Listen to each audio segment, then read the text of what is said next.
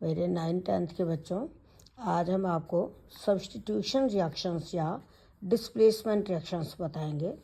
Substitution या displacement का मतलब है एक एलिमेंट की जगह दूसरा एलिमेंट आ जाए।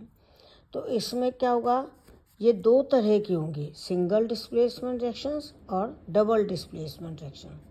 सिंगल डिस्प्लेसमेंट में तो एक ही डिस्प्लेस होगा, चाहे तो मेटल से डिस्प्लेस हो जाएगा, चाहे नॉन मेटल दूसरी नॉन मेटल से डिस्प्लेस हो जाएगा, चाहे नॉन मेटल से डिस्प्लेस हो जाएगा।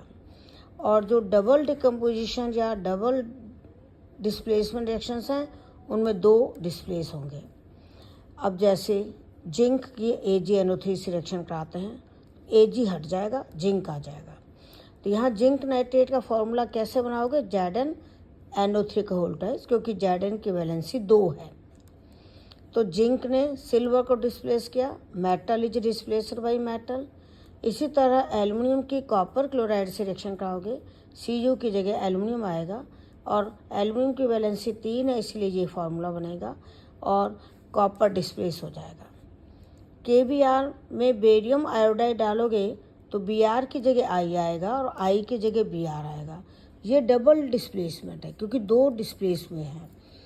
इसको आप ऐसे समझ सकते हो कि ये एक पेयर है, ये दूसरा पेयर है, दो फ्रेंड्स के दो पेयर हैं, दोनों फ्रेंड्स में लड़ाई हो गई, दोनों फ्रेंड्स अलग हो गए, फिर उन्होंने अपना पार्टनर चेंज कर दिया। यानी पोटेशियम ने Br को छोड़ के I ले लिया, बेरियम ने I को छोड़ के Br ले लिया। ये है डबल डिस्प्लेसमेंट। जिंक कार्बोनेट को हीट करते हैं तो ZnONCO2 बनता है। CO2 गैस है, इसमें ऊपर एरो लगता है, ये डिकम्पोजिशन है। Mg और H से रिएक्शन करते हैं, MgCl2 और हाइड्रोजन बन रहा है, हाइड्रोजन भी गैस है, ऊपर एरो लगा हुआ है। इसमें मैग्नीशियम मेटल है और हाइड्रोजन नॉन मेटल है, तो मैग्नीशियम ने नॉन मेटल को हटाया है, यानी non metal is displaced by metal. Lead nitrate में Ki डालोगे, नाइट्रेट की जगह I आएगा, तो ये डबल डिस्प्लेसमेंट है और I की जगह नाइट्रेट आएगा। इसमें क्या होता है, लेड की वैलेंसी 2 है, इसीलिए PbI2 फार्मूला बनाया। येलो प्रेसिपिटेट बना। येलो प्रेसिपिटेट का मतलब होता है ये इनसॉल्युबल है, नीचे एरो लगेगा और ये येलो कलर का है। Mg और O2 से MgO बनना, ये सिंथेसिस है, एडिशन है, कॉम्बिनेशन है। NaOH बेस है, HCl एसिड है, दोनों की रिएक्शन कराई, NaCl सॉल्ट एंड वाटर बना। इसमें एसिड और बेस की रिएक्शन से सॉल्ट एंड वाटर बन रहा है, ये है न्यूट्रलाइजेशन रिएक्शन। कॉपर सल्फेट ये ब्लू कलर का होता है, इसके सॉल्यूशन में आयरन डालो, FeSO4 बन जाएगा, यानी copper is displaced bye Fe। तो कॉपर सल्फेट का जो ब्लू कलर था वो गायब हो जाएगा, FeSO4 बनेगा जो लाइट ग्रीन कलर का है। तो इसमें metal is displaced by metal.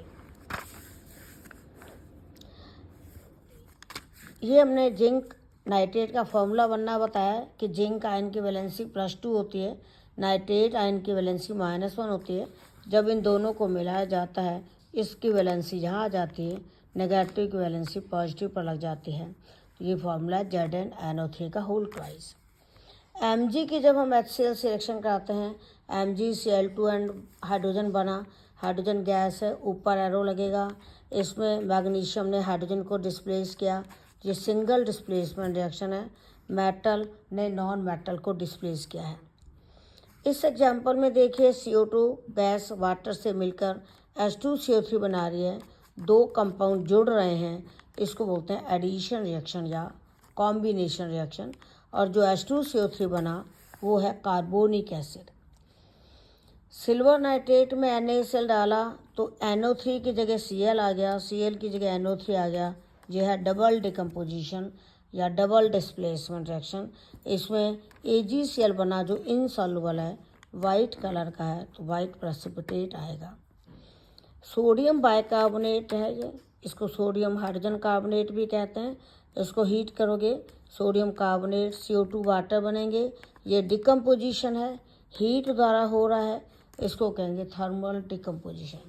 तो इस तरह से आपको कोई भी रिएक्शन दे दी जाएगी, आपसे पूछा जाएगा कि ये रिएक्शन कौन सी कैटेगरी की है, तो आपको देख के बताना है। और ऑल द बेस्ट। कोई प्रॉब्लम हो तो आप कमेंट में लिखना। Thank you.